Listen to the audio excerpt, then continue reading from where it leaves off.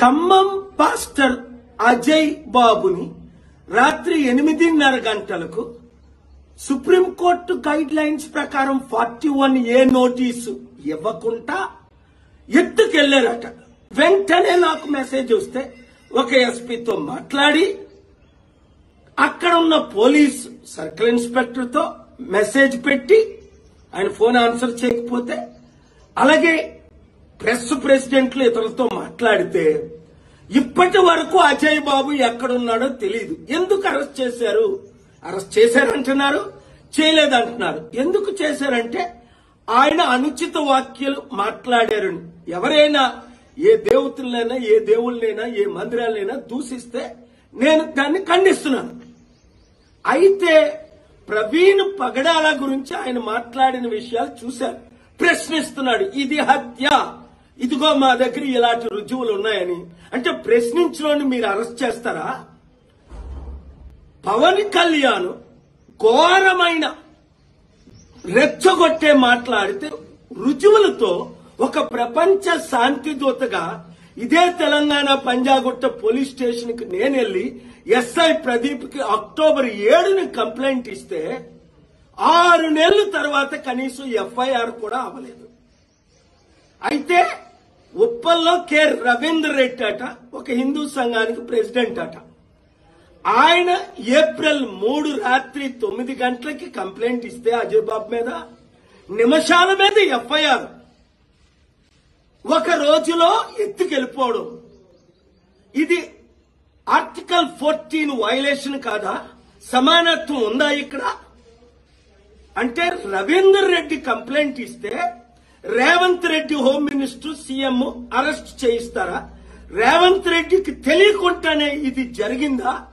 వెంటనే ఆ ఎఫ్ఐఆర్ ని రిజిస్టర్ చేసిన వాళ్ళని సస్పెండ్ చేయాలా? రేవంత్ రెడ్డికి తెలియకపోతే అరెస్ట్ చేసి ఎత్తుకెళ్లిన పోలీసులందరినీ చట్ట ప్రకారం సస్పెండ్ చేయాలి.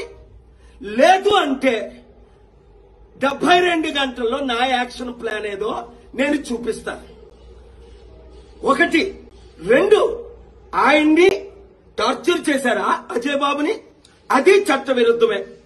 ప్రవీణ్ పగడాల గురించి ఆయన మాట్లాడాడని నోరు మూయించడానికి ప్రయత్నిస్తారా? నా నోరు మూయించడానికి మీరు ప్రయత్నించండి. 4, అక్కడ రాజమండ్రి ఎస్పీ ఇన్వెస్టిగేషన్ అవుతుండగే చట్ట విరుద్ధంగా వీడియోలు ఎలా రిలీజ్ చేస్తాడు? ఇన్వెస్టిగేషన్ కంప్లీట్ అవ్వకుంటే, పోస్ట్ మార్టం రిపోర్ట్ చేయకుంటే, అక్కడ చంద్రబాబు నాయుడు A1 కదా, ఓటుకు నోటు కేసులో ఈయన A2 కదా, వీళ్ళు ప్లాన్ చేసుకుంటున్నారా? నేను కేసు పెట్టి వాళ్ళ బెయిల్ క్యాన్సిల్ చెయ్యాలా? 5, ఒకవేళ ఈ Praveen Pagadala dupe videos TV5 Naidu owner, TV5 Murthy అది రిలీజ్ చేస్తే వాళ్ళ మీద కేసు పెట్టారా? నోటీసులు ఇచ్చారా? అరెస్ట్ చేశారా? అంటే ఒకరికైతే ఒక చట్టం, పవన్ కళ్యాణ్కి అయితే మోదీతో ఉన్నాడు, టీడీపీతో ఉన్నాడు, ఉప ముఖ్యమంత్రి గనక ఈ రోజు వరకు ఎఫ్ఐఆర్ ఫైల్ చేయలేదు. నేను ప్రపంచ శాంతి దూతని, శాంతి కొరకు నేను కంప్లైంట్ పెట్టాను. అలాంటి రెచ్చిపోయిన మాట్లాడుకో. ఆ తర్వాత ఇంకా ఆయన రెచ్చిపోయాడు. అప్పుడు అరెస్ట్ చేసి ఉంటే, పవన్ కళ్యాణ్కి నోటీసులుంటే ఇచ్చుంటే మరలా ఆయన రెచ్చిపోయినట్టు ఫిబ్రవరి మార్చిలో మాట్లాడతాడా? అర్థం చేసుకోండి. దేవుడు నన్ను ప్రజాశాంతి పార్టీ ఎందుకు పెట్టించాడు? హిందువులారా, ముస్లింలారా, క్రైస్తవులారా కదలి రండి.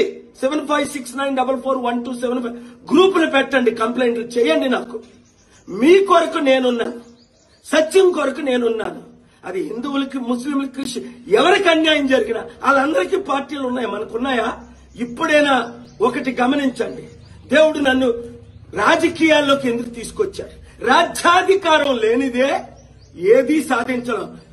రాత్రి మీద మిమ్మల్ని ఎత్తుకెళ్లిపోయి మరొక మణిపూర్ తెలుగు రాష్ట్రాల్లో చేయడానికే ఈ ప్లాన్ అంటారా? అక్కడ ఏమైంది? లక్షల మందికి. మణిపూర్లో ఏమైంది? 1000 చర్చిలు ఏమయ్యాయి? అర్థం చేసుకోండి.